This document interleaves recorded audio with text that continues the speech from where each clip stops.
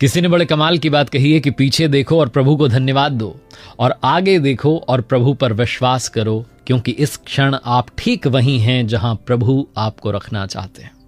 नमस्ते, मैं RJ Kartik, my FM से।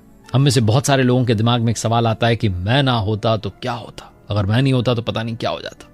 हनुमान जी को भी ये शंका हुई थी, और जब वो लंका से वापस लौटे प्रभु श्री राम के पास तो जाकर के कहने लगे कि भगवान, आपने मेरी आंखें खोल दी, मुझे जीवन की सबसे बड़ी सीख दी कि मैं नहीं होता तो क्या होता।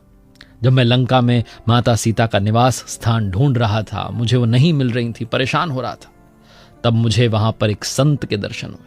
और मैंने तो कभी सोचा ही नहीं था, लंका निशिचर निकर निवासा, यहाँ कहाँ सज्जन कर वासा। मैंने सोचा कि संत तो भारत में ही पाए जाते हैं, लंका में कहाँ मिलेंगे।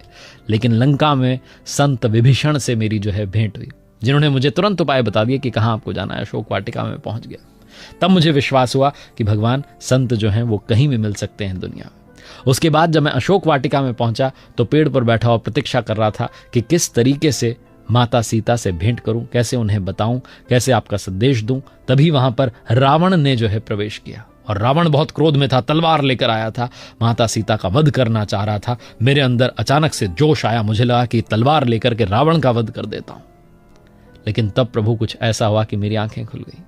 तब रानी मंदोदरी आई और आकर के रावण का हाथ पकड़ लिया और कहा, नहीं, आप ये नहीं कर सकते। वो मंदोदरी जिसे तो प्रसन्न होना चाहिए था, अगर माता सीता रास्ते से हट जाती तो भय दूर हो जाता कि अब मैं ही रानी रहूंगी। लेकिन उसी मंदोदरी ने मुझे एक सबसे बड़ी सीख दी कि तुम नहीं हो तब भी माता सीता की रक्षा हो जाएगी। और आपने मुझे सबसे बड़ी सीख दी कि तुम नहीं भी होते तब भी काम हो जाता। प्रभु, तब वहां पर त्रिजटा ने कहा कि एक बंदर लंका में घुस आया है जो लंका को जलाएगा, आग लगा देगा। मुझे समझ में नहीं आया कि संत वाणी एक बार फिर कहां से आ गई। इनको कैसे पता कि मैं यहां पर आ गया हूं और मैं यहां आग लगाने जा रहा हूं।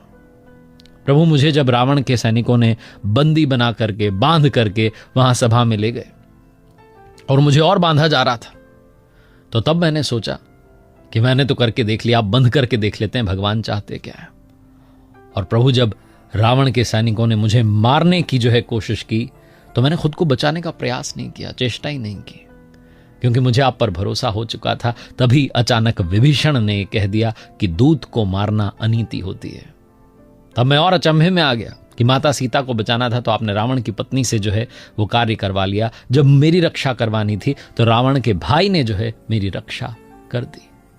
और तब प्रभु, रावण ने आदेश दिया कि हनुमान जो है इसकी पूंछ में कपड़ा तेल बांधकर, घी डालकर आग लगा दी जाए। तब मुझे समझ में आया जो त्रिजटा संत ने कहा था कि एक बंदर लंका जलाएगा। वरना प्रभु सोचिए ना, मैं कहां से कपड़ा लाता, तेल लाता, घी लाता।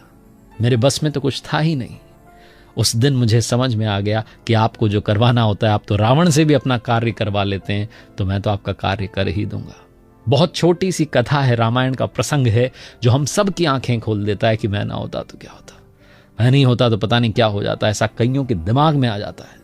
अपने दिमाग से इस शंका को हमेशा के लिए हटा दीजिए। जिससे जो कराना है, जिसको जहां पहुंचाना है, वो पहुंचा रहे हैं, क्योंकि उनका प्लान सर्वश्रेष्ठ होता है। उनके प्लान पर भरोसा बनाए रखिए। एक बार फिर से वही बात कर दिखाओ कुछ ऐसा कि दुनिया करना चाहे आपके जैसा।